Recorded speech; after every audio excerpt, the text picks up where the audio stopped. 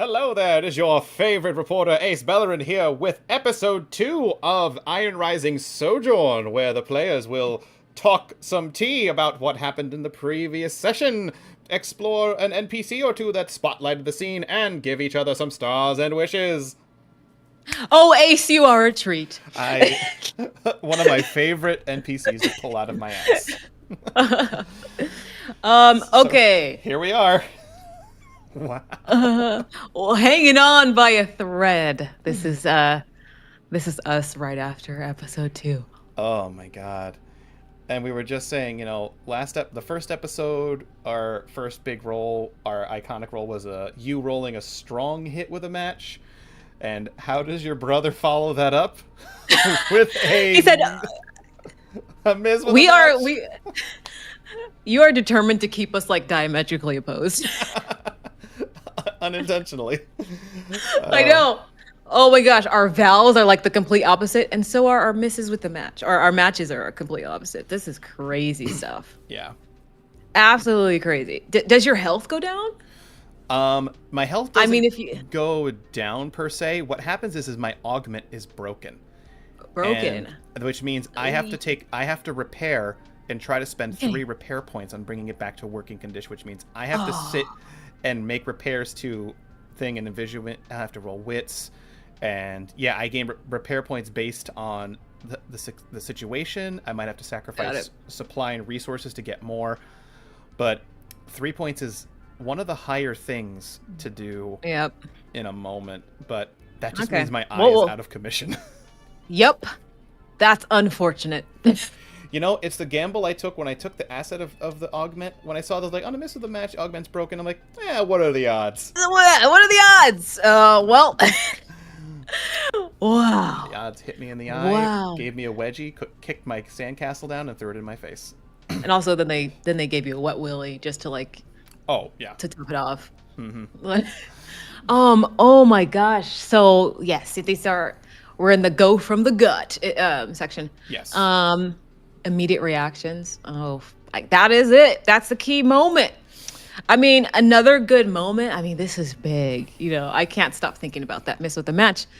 I mean, there was a little argument because I think Celine thinks this is a very dangerous decision that you made, and she probably thinks it was like you made it flippantly, and there's no way, you only were in there for 20 minutes. How could you make an informed decision that quick? That's what's going through her head. I think Dorian doesn't want to admit that perhaps he thought more with his heart than with his brain with that offer he gave to Rev. And I think that's why he's upset. But that's usually how he goes. Yeah. But he also is concerned about making this device to utilize against Reds would be a problem. He feels. I think having something where they're going to force every red to be scanned by another thing is just another thing he would not be for. He keeps the best scanners with his facility, so to give this to his idea of this scanner being given to gray enforcers to go and use to give them another excuse to be cruel towards the reds, just not something he wants to do. So to keep that and Rev would know his sympathy about that. And would know that this is something he wants to have for him, something exclusively. And okay. Ooh. But that disagreement was rough. I mean, it felt good. You know what I mean? It felt this is both of them going head to head in what they believe in. So they both know the job has to get done, but the way that they're both approaching it is very different.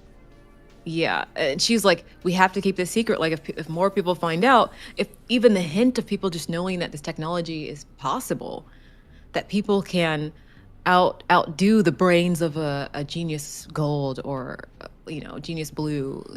That getting out is dangerous. So she's the hammer would come down even harder on Reds if people found out, the Reds are becoming more capable of doing stuff without being surveyed, without being assisted.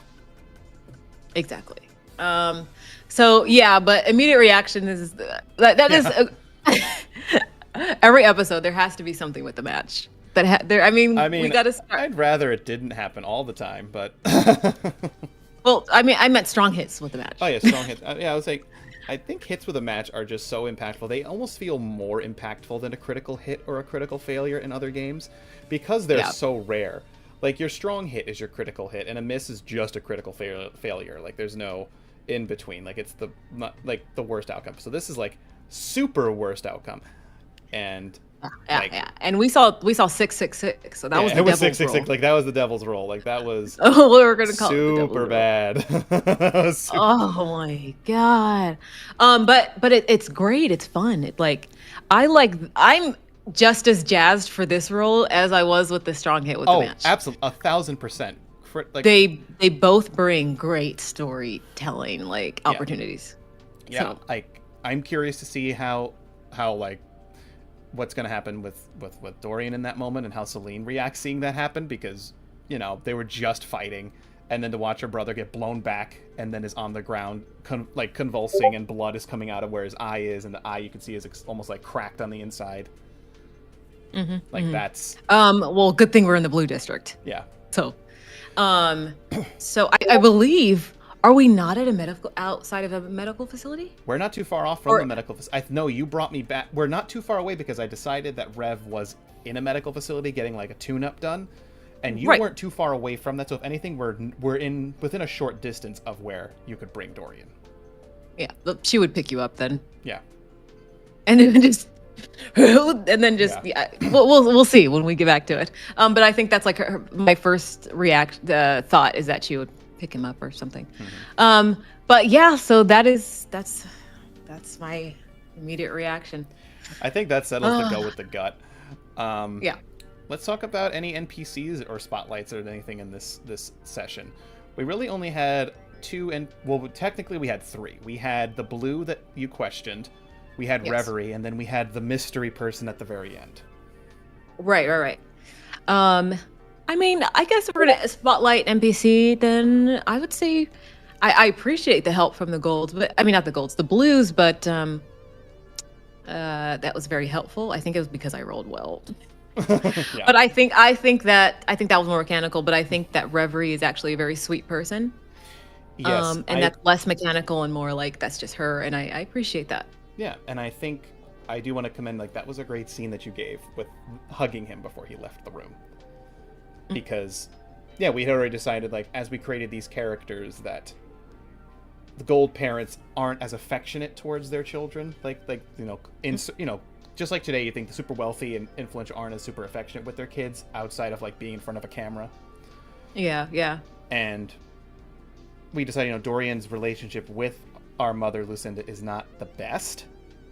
Like she's always like judged him by the appearance, and that he chooses to keep the robot as part of himself, and so because you could fix it, like you could look fully fine and normal. Yeah, he could, but he chooses this for performance and for like being better at what he does.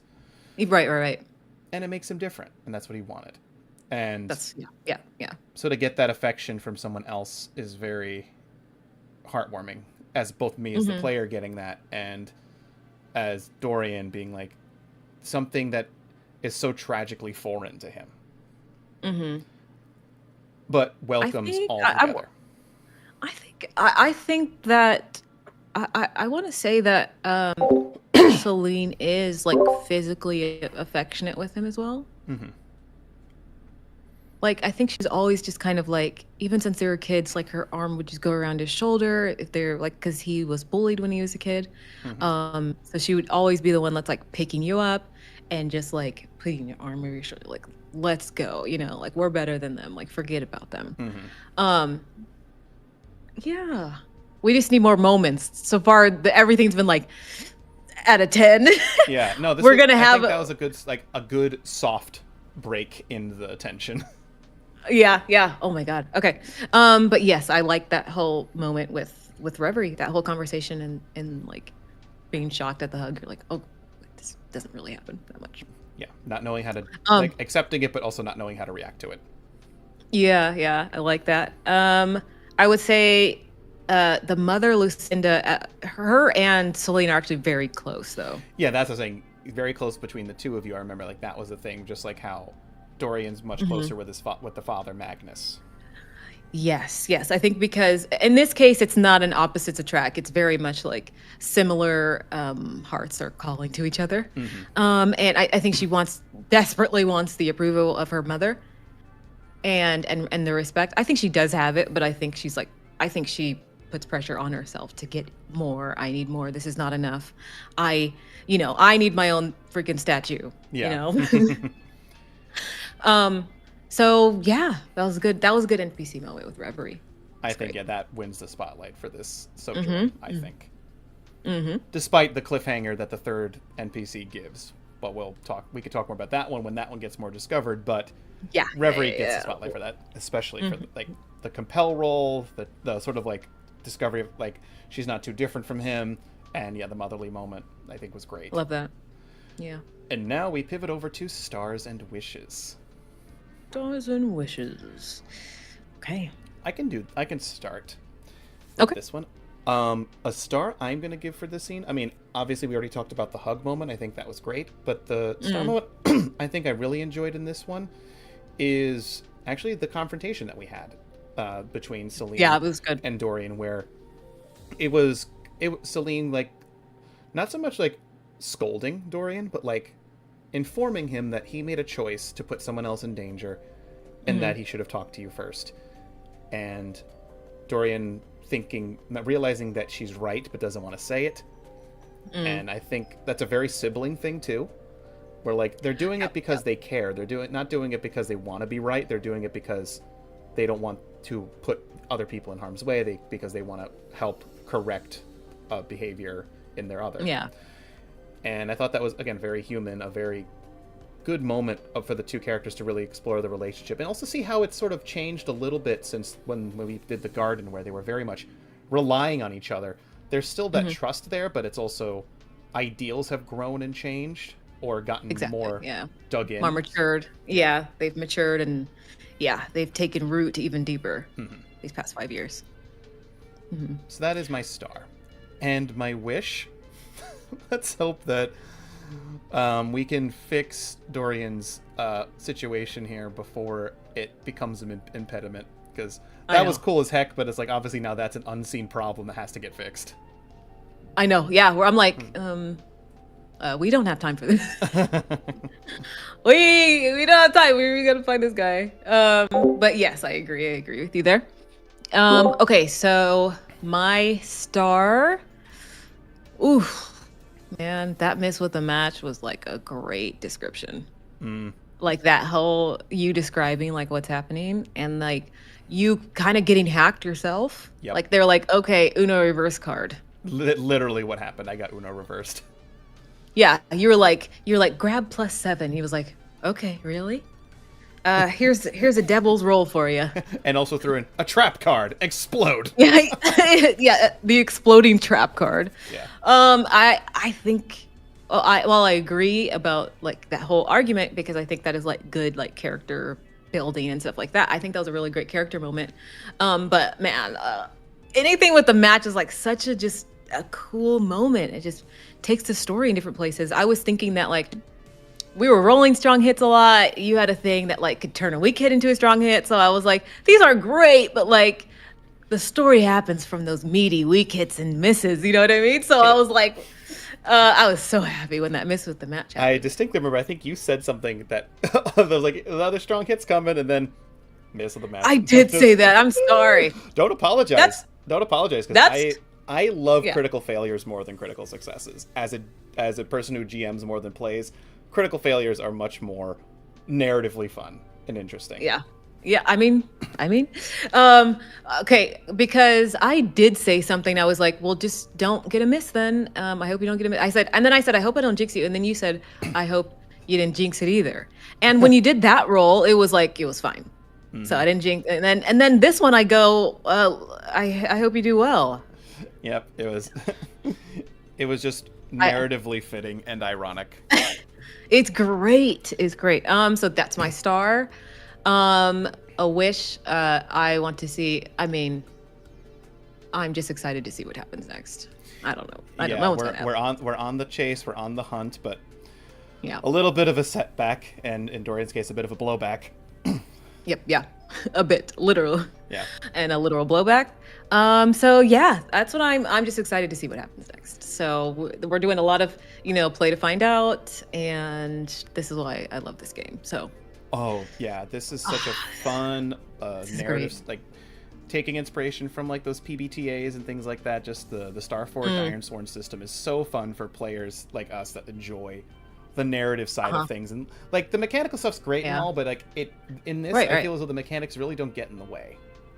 Like They really don't. They facilitate. They're there for you, but then they get out of the way and facilitate such a good narrative story. They like propel you to be better narratively. agreed. And I really really like that about the system. And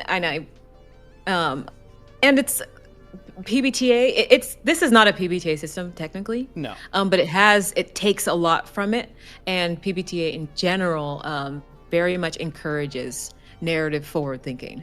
And so I think that's where that DNA is coming in really, Agreed. really well. It's the narrative forward, rewarding narrative, failing forward, all that good stuff that like, because it's not as fun when it's like, oh, you fail, you don't progress, and like that's not fun. It's better to like, Yeah. you progress, or you progress and you don't progress, but something else happens. Like You don't- there's so many paths. You don't necessarily get stopped. You don't get hit with a wall. Yes, and I really like that. So this time we progress, but you might lose half your brain. So you know what I mean. Okay. For the 7. Okay. For the 7. As your eye pops out. Yeah. Okay, sounds good. Well, we will see you guys back here for episode 3. Yes. Thank you so much for hanging out with us. And Woo! this is the Sojourn signing off. Thank you, Hyperion City, and good night. Bye.